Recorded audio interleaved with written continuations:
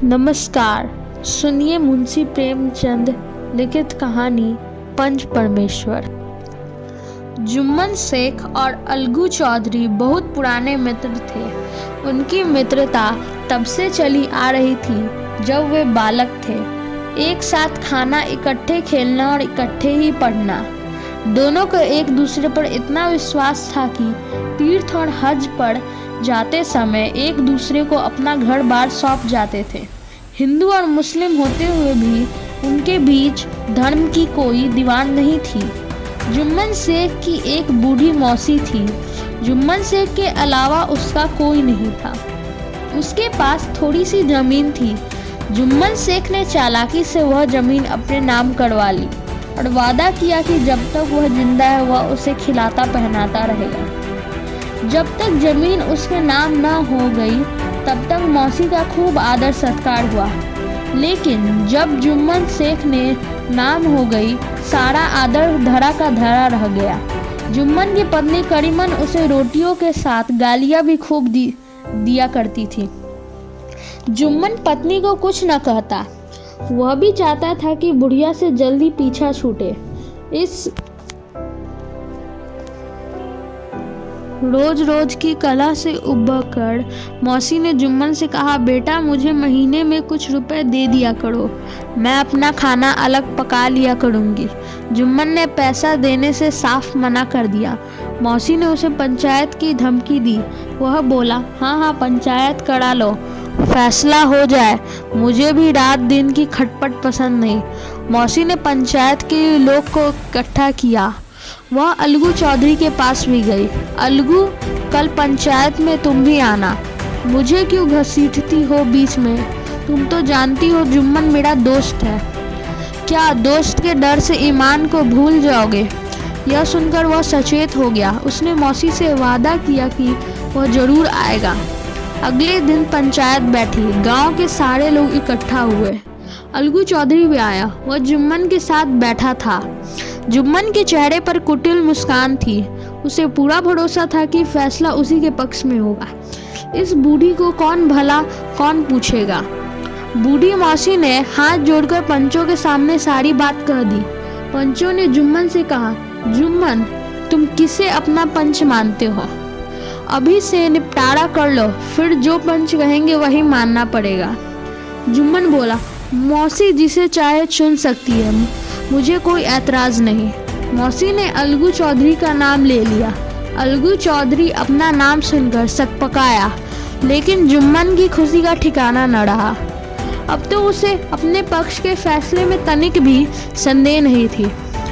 अलगू चौधरी असमंजस में पड़ गया, लेकिन सरपंच की जगह पर बैठ के उसने मन ही मन सोचा, पंच के मुंह में ईश्वर बसता है, मुझे न्याय के समय दोस्ती को भुला देना चाहिए। फिर उसने मौसी की बात को गौर से सुना। गांव वाले फैसला सुनने के लिए तत्पर बैठे थे। अलगू ने अपना फैसला सुनाया, जुम्मन शेख, यही उचित है कि तुम माहवार मौसी को खर्च देते रहो। अगर तुम्हें खर्च देना मंजूर न हो तो पंचों के सामने उसकी जमीन के सारे कागजात लौटा दो। यह फैसला सुनकर जुम्मन को बड़ी हैरानी हुई, लेकिन सारा गांव इस न्याय संगत बात को सुनकर बहुत खुश हुआ। जुम्मन को लगा अलगू ने गलत न्याय किया है, दोस्ती को नहीं निभाया। वह अलगू से नफरत करने लगा और बदला लेने की ताक में ढहना लगा। अलगू को खेत जोतने के लिए बैलों की जरूरत थी। उसने पिछले साल बटेसर से बैलों की एक बहुत अच्छी जोड़ी खरीदी थी।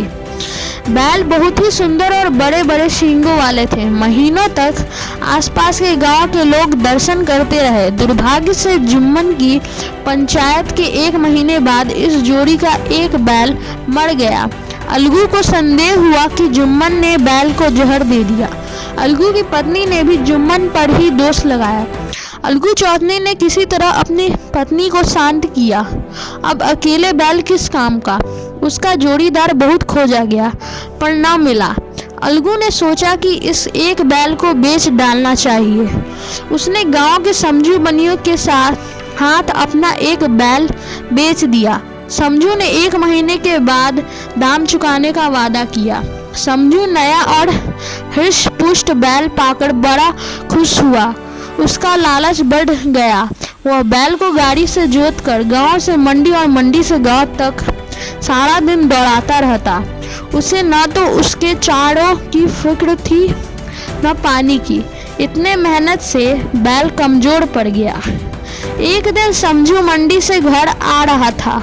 गाड़ी में ढेर सारा नमक और घी पीपे लदे थे। बोझ इतना ज्यादा था कि बैल का गाड़ी खींचना मुश्किल हो रहा था। गांव और मंडी के बीच के रास्ते में पहुंचकर बैल बिल्कुल पस्त पड़ गया और उसने वहीं प्राण त्याग दिए। समझू को रोज की वहीं बितानी पड़ी क्योंकि सामान छोड़कर वह जा भी नहीं सकता था। रात में पैसे और घी कोई चुरा ले गया। सुबह समझू सिर पीटते हुए घर आया। अगले दिन अलगू ने आकर पैसे की मांग की। समझू ने इनकार कर दिया और पंचायत तक की नौबत आ गई। फिर पंचायत बैठी। समझू ने झट से सरपंच के लिए जुम्मन का नाम लिया। जुम्मन का नाम सुनकर अलगू का हृदय धड़कने लगा। अब उसे जीतने की तनिक भी आशा न थी। जुम्मन के मन में भी सरपंच का स्थान ग्रहण करते ही जिम्मेदारी का भाव आ गया।